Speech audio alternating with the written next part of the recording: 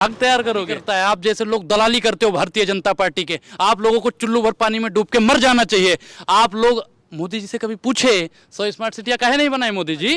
और अमित शाह जी को निकम्मा बोलने का अगर कोई सांसद काम करेगा, आपको दिक्कत आ गई? और क्या, अमित शाह को निकम्मा बोला?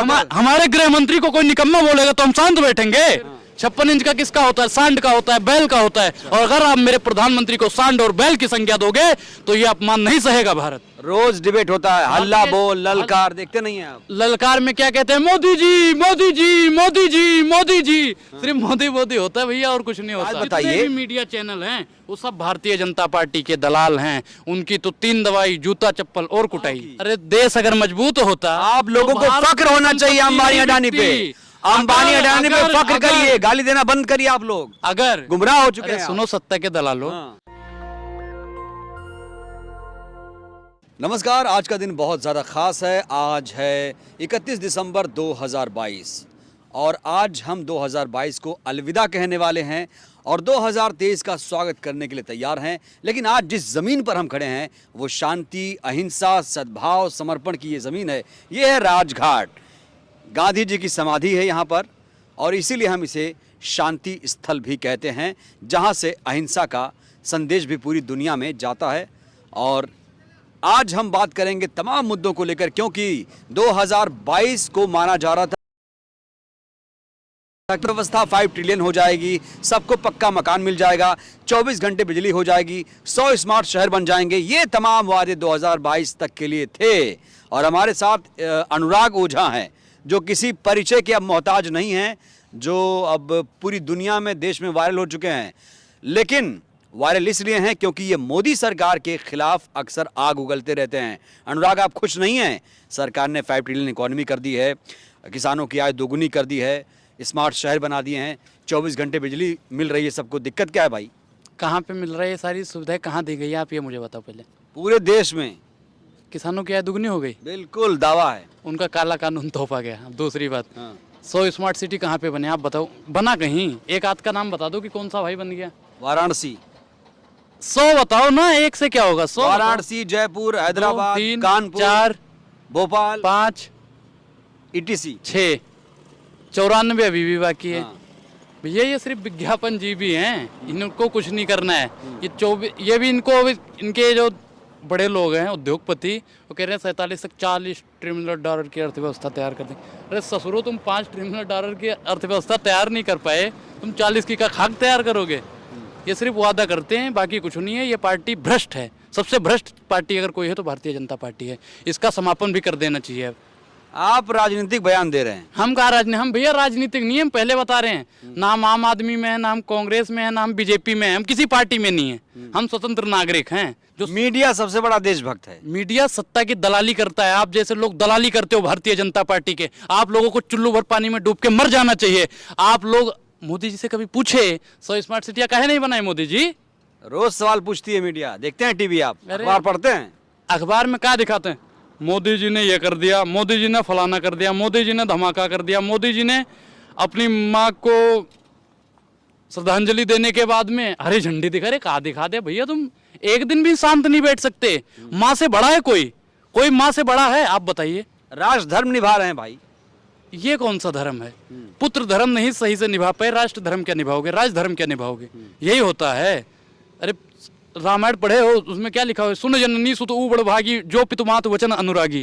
जो माता पिता के वचनों में अनुराग, प्रेम नहीं कर पाया, वो राष्ट्र से क्या प्रेम करेगा भैया? जो अपनी माँ का नहीं हुआ, एक दिन का समय नहीं दे सकते थे। जब से मोदी सरकार आई है राष्ट्रवाद फैल चुका है देश में। कहाँ सो रहे हैं भाई अनुराग आप? कहाँ राष्ट्रवाद फैला है? बताओ 2-3 जगह का नाम तो। कहाँ फैला हुआ है राष्ट्रवाद? मुझे आप बताइए। आप अभी 1 महीने पहले बीजेपी का गुणगान करते थे, अचानक ऐसा क्या हुआ हृदय परिवर्तन कि आप बीजेपी के खिलाफ जहर उगलने लगे? भैया देखो, सोशल मीडिया जब हम फोन चालू करेंगे मोदी मोदी मोदी, अखबार देखेंगे मोदी मोदी मोदी, सोशल मीडिया पे मोदी मोदी, जब हमें चारों तरफ मोदी मोदी ही दिखाया जाएगा तो हम तो वैसे भी, अभी हम 50 साल के थोड़ी हो गए हैं। अरे हमने तो मोदी मोदी ही देखा तो मोदी मोदी ही गाएंगे। जब हमें पता चला वाकई में मोदी नाम का कुछ नहीं है। मोदी का मतलब होता है मिट जाना ही। मोदी वही है जो मिटा दे देश को। इन्होंने क्या कहा था? मैं देश नहीं झुकने दूंगा, मैं देश नहीं बिकने दूंगा। भाइयों बहनों मित्रों, अब क्या कर रहे हैं? अरे भाई आप समझ नहीं पा रहे, अंतर्राष्ट्रीय संबंध जानते हैं? हम नहीं जानते पाकिस्तान पस्त हो चुका है, चीन थर थर कांप रहा है। टीवी देखा करिए। अरे टीवी से ही तो मुंह से तोप दागते हैं। टीवी पे तो पता नहीं क्या क्या दिखा देते हैं। टीवी पे तो ये भी दिखा दिया होगा 100 स्मार्ट सिटी भी बन गए, फलाना बन गया, धमाका बन गया। सिर्फ विज्ञापन जीवी हैं। और पत्रकार लोग जब तक दलाली करते रहोगे ना आप लोग, तब तक यहाँ का बेड़ा गर्क होता रहेगा।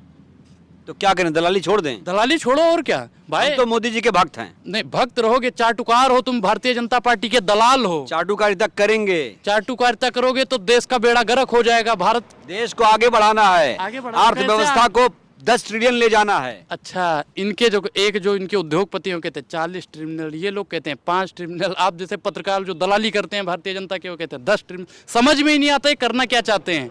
बेच क्यों रहे हैं, बेच क्यों रहे हैं, आप ये बताओ। क्या बेच रहे हैं? क्या बेच रहे हैं? लाल देश नहीं बिकने दूंगा, झुकने दूंगा। सुनो, जंगल दिया अडानी को, तेल हवा अंबानी को, लाल किला दिया डाल मियाँ को, अब ताजमहल की बारी है, साहब की लीला न्यारी है, देश की बिक्री जारी है। और अगर आप लोग भारतीय जनता पार्टी की दलाली करते रहे तो आम आदमी की भी बारी है। ये अमन बेच देंगे, चमन बेच देंगे। और आप लोग अगर सत्ता की दलाली करते रहे तो एक दिन पूरा वतन बेच देंगे। ये तो भैया पहले चाय बेची, अब देश बेच रहे। बेचने वाला तो बेचेगा, चाय बेचते हमने नहीं देखा। बीजेपी सांसद प्रज्ञा ठाकुर को क्या मानते हैं आप?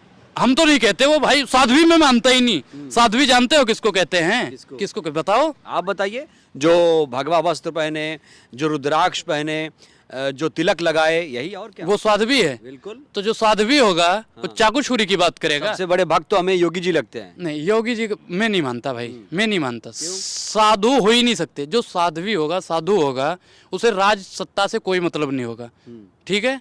अब ये लोग सत्ता में बैठे हैं, अगर ये सत्ता में बैठे हैं तो साधु हैं, साधु हैं। नहीं एक बात बताइए, सत्ता में किसकी वजह से बैठे हैं ये लोग? किसकी वजह से बैठे हैं? आप बताइए। आप बताओ, मैं क्या बताइए। आपको इतना दुख है, तकलीफ है, तो आप बताइए ना। मेरी वजह से बैठे हैं। बिल्कुल। ऐसे लोगों को वोट आपने वोट दिया था, आपने 2014 में दिया, 2019 में दिया वोट, और 2020 में 2022 में भी आपने बीजेपी को वोट दिया कि नहीं दिया? अरे सत्ता के दलालो, अभी मैं 19 साल का हूँ, अभी पहली बार मैंने सिर्फ प्रधानी के चुनाव में वोट दिया है। और 24 आप 19 साल के हैं? हाँ। इतना आग उगलेंगे आप 19 साल में? अरे भाई, कहाँ से ट्रेनिंग ली है भाई आपने? जहाँ से गोबर भक्त लेते हैं, जहाँ से गोबर भक्त लेते हैं। हम किसी पार्टी में नहीं है, फिर कह रहे हैं। और एक बात और बता दें, 19 साल के हैं, प्रधानी का ही वोट डाला है।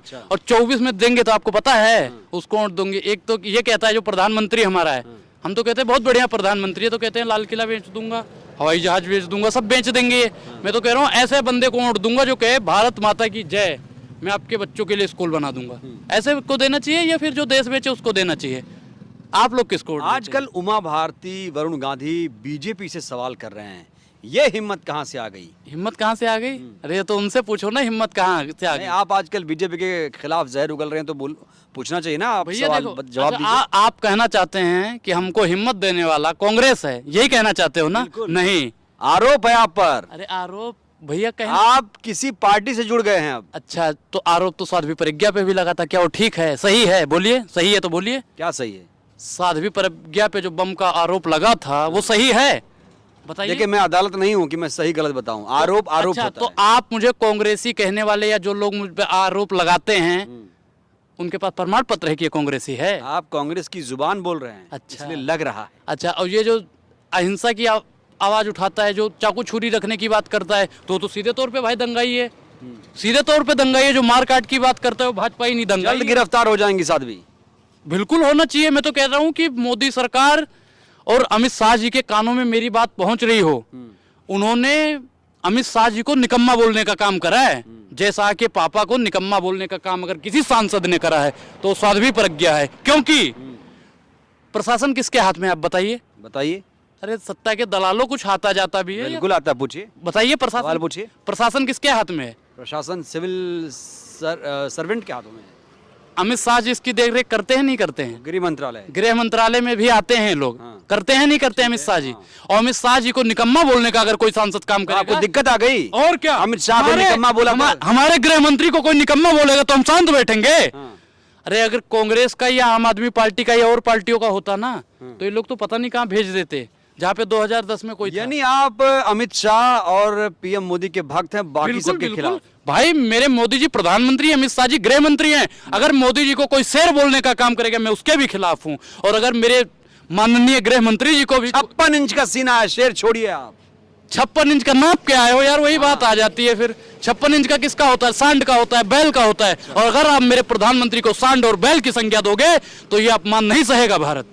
कौन संज्ञा दिया? हम मुंह तोड़ के जवाब भी देना चाहते हैं, अगर मेरे प्रधानमंत्री को जानवर की संज्ञा दी तो हम मुंह तोड़ना भी जानते हैं। शेर है मोदी जी, शेर। अरे हम क्या कह रहे हैं सत्ता के दलालों, मेरे प्रधानमंत्री जी लौह पुरुष हैं, वो महापुरुष हैं। अगर उनको जानवर की संज्ञा देने की कोशिश करी तो ये भारत मुंह तोड़ जवाब। लौह पुरुष की तोड़ना भी संज्ञा एक ही व्यक्ति को मिली है, सरदार वल्लभ भाई पटेल। कहाँ से आते हैं? आप ऐसे तुलना नहीं कर सकते। कहाँ से आते हैं? कहीं से भी आते कहाँ हो। से आते हैं? ये गांधी जी भी वहीं से आते हैं। आए? तो इनको राष्ट्रपिता की वैल्यू मिली। आप डबल गेम खेल रहे हैं अनुराग। मैं कौन सा डबल गेम खेल रहा हूँ? मैं तो नहीं, कह नहीं, रहा हूँ, आप- मोदी जी हमारे अगर सम्माननीय प्रधानमंत्री है तो आपके पेट में दिक्कत क्यों है? हमें क्या दिक्कत है? फिर आप कह हम तो सत्ता की दलाली करेंगे। सत्ता की दलाली करते रहोगे तुम भैया, करते रहोगे तुम। मोदी जी को जानवर हम बोलोगे, आपकी तरह नहीं, कहेंगे। आपकी तरह नहीं सुनो, कि किसी पार्टी के हाथों में खेलेंगे। अरे हम किसी पार्टी में नहीं, हम फिर